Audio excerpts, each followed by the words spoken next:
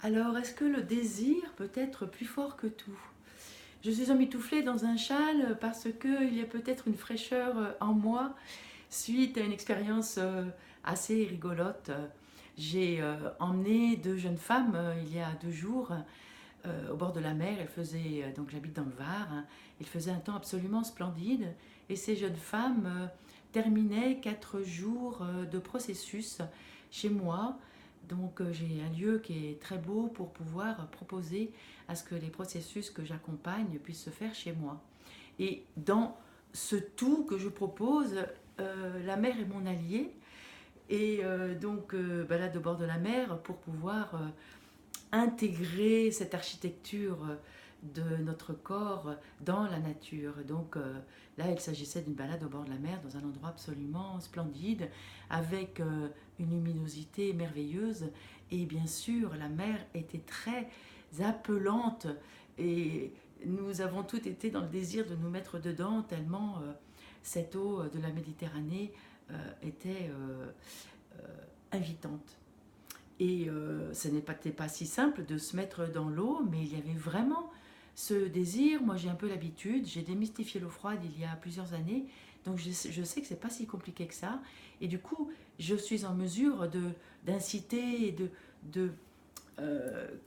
que ce désir qui se manifeste, bien sûr, je ne force personne, et vraiment, ces deux jeunes femmes étaient dans l'envie, elles étaient appelées par l'eau. Et c'est il a suffi de laisser le désir prendre le pas sur la peur d'aller dans l'eau froide.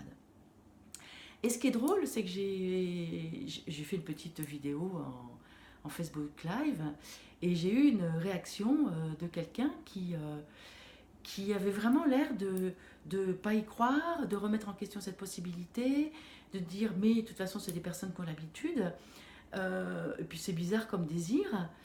Et c'est ça qui m'interpelle, c'est-à-dire que euh, comme si, je ne sais pas si c'est parce que c'est l'eau froide, que c'est une personne qui voit même pas comment elle pourrait se mettre dans l'eau froide. Je ne sais pas si c'est parce que je disais que le désir peut être plus fort que beaucoup autre chose, même plus fort que tout. Et c'est toujours mon point de vue, bien sûr, et il n'y a pas d'obligation. Mais je trouve ça intéressant. Intéressant, j'ai senti que ça fait vibrer quelque chose de est-ce que j'aurais peur? Est-ce que j'oserais m'autoriser? Franchement, est-ce que c'est agréable d'être dans l'eau froide?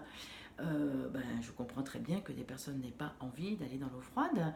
Moi, j'ai l'expérience que une fois qu'on a dépassé la peur, une fois qu'on a passé les quelques minutes où vraiment, effectivement, le corps est gelé, il y a une vasoconstriction, le sang se retire dans les organes vitaux et il y a un vrai plaisir d'être dans cette eau que l'on pense même chaude. Ce qui est très important, c'est de gérer la sortie, d'avoir chaud à la sortie et d'avoir les vêtements qu'il faut à la sortie. Parce que sinon, après, ça peut vraiment être un problème. Il faut pouvoir se réchauffer à la sortie de l'eau.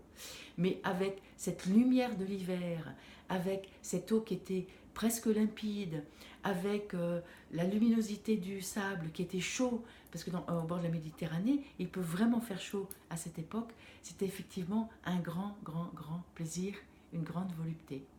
Voilà, ce sont mes petites réactions à vos réactions et vraiment continuer dans le sens,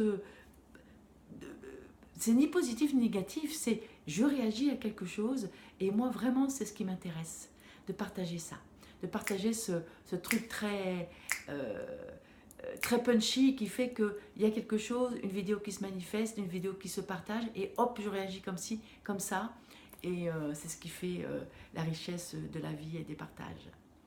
Anne Femme, sage-femme, architecte du désir.